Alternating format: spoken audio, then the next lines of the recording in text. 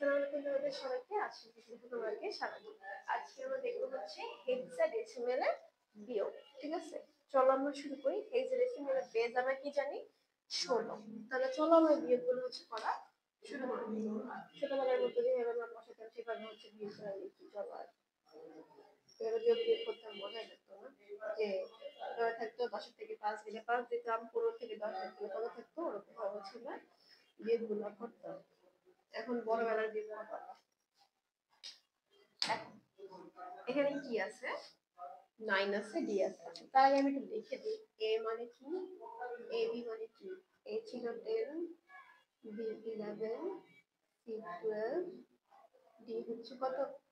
13, ই হচ্ছে 14, আর এফ হচ্ছে 15, তাই না? এইবার চলো আমরা খেয়াল করি। দেখো 9 থেকে ডি বাদ দিতে বলছি। ডি মানে হচ্ছে আমাদের 10। মানে আমরা কি 9 থেকে 13 কে বাদ দিতে পারবো? পারবো না। তাই আমরা কি করব বলতো? এই যে বেসটা আছে 16, এই 16 কে হচ্ছে আমরা এই 9 এর সাথে হচ্ছে যোগ করব। ঠিক আছে? কেন যোগ করলাম? কারণ এখানে কি আমরা ছোট সংখ্যা থেকে বড় সংখ্যাকে হচ্ছে বাদ দিতে পারবো না। তাহলে আমাদের দেখো 16 আর 9 আমরা যদি যোগ করি তাহলে আমাদের কত হয়? 16 আর 9 যোগ করলে হচ্ছে আমাদের কত হয়? 25 হয়। ঠিক আছে, তাহলে 25 থেকে যদি আবার 13 কে বাদ দিয়ে দাও কত হয় দেখো তো? এই যে 25 থেকে 13 বাদ দিয়ে দিলে আমরা কি পাই? 12 পাই। ঠিক আছে, ধরো আমরা এখানে হচ্ছে 12 লিখলাম।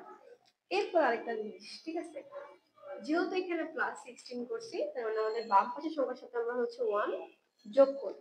এখানে কি আছে? a আছে। a মানে আমরা কি জানি? 10। তাহলে 10 এর সাথে যদি আমরা 1 যোগ করি আমাদের হচ্ছে কি হয়? 11 হয়। আর f মানে হচ্ছে আমাদের কত? 15।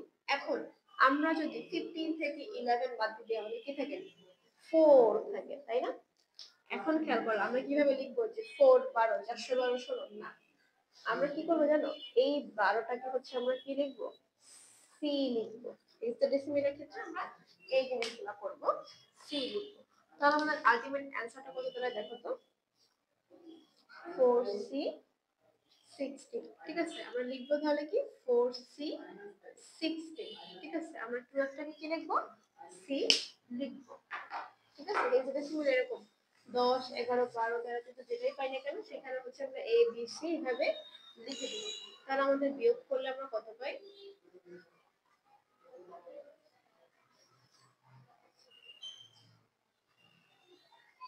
4 8 16।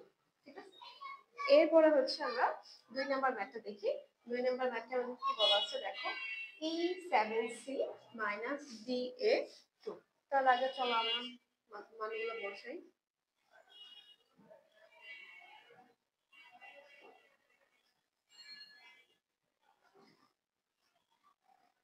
দেখো কি বলছি, সি মানে হচ্ছে আমাদের কি? 12, তাই না? তাহলে আমরা 12 থেকে 2 বাদ দিলে আমাদের কি থাকে? 10 থাকে। ধরো আমরা ফার্স্ট হচ্ছে আগে 10 বসাই। বসানোর পরে তারপরে আমাদের কি আছে? 7 আছে। আর এ মানে হচ্ছে আমরা 10। আমরা 7 থেকে তো হচ্ছে 10 কে বাদ দিতে পারবো না। আমরা কি করব? এইটাকে হচ্ছে এই 16 হচ্ছে এখানে যোগ করে দিব। ঠিক আছে, এই 16 এখানে যোগ করলে আমাদের কত হয়? 16 আর 7 যোগ করলে হচ্ছে আমাদের 23 হয়। 23 থেকে 10 দূরে থাকতে হচ্ছে আমাদের কত? 13, তাই না? ধরো আমরা এখানে 13 লিখলাম। এরপর আমরা কি, যেহেতু এখানে 16 যোগ করছি আমাদের এখানে কি একটা প্লাস 1 হবে। আমরা বি মানে কি জানি? 11 প্লাস 1 11, আর এক হচ্ছে কত? 12, আর ই মানে হচ্ছে 14। 14 থেকে 12 গুলো থাকতে হচ্ছে আমাদের কত? 2। এখন খেয়াল করো, আমি এই যে 13 আর 10 লিখছি, এই 13 আর 10টাকে আমি কি লিখতে পারি বলো তো?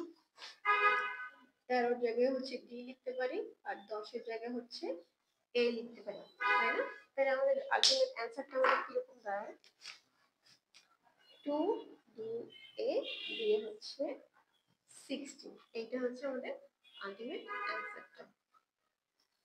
তাহলে চলো আমরা অ্যানসারটা হচ্ছে বসাই।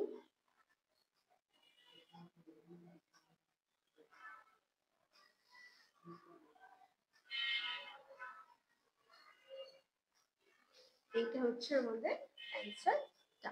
আমরা কি করছি দেখো, আমি তো তোমাদের বোঝানোর জন্য হচ্ছে এখানে একদম 12 দিয়ে আলাদা করে আবার বসাইছি।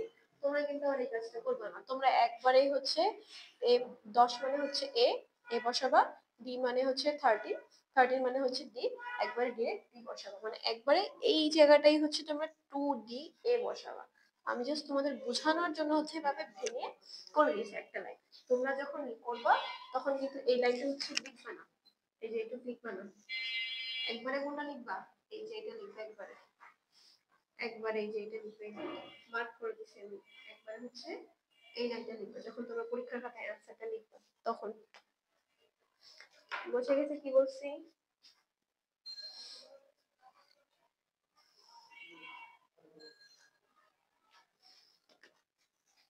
তাহলে আজ এই পর্যন্ত, আল্লাহ হাফেজ।